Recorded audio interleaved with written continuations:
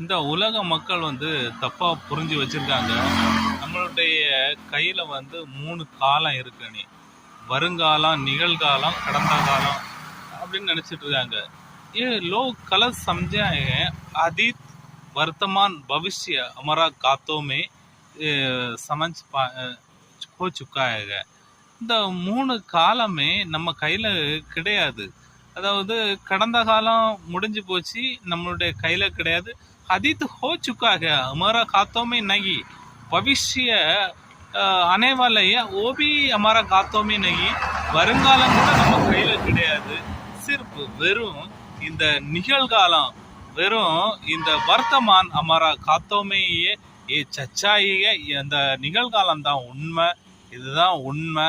எதுவுமே அதுக்கு அப்பால் எதுவுமே அது इसी सीमा के बारे में जो हुआ है सब गलत है.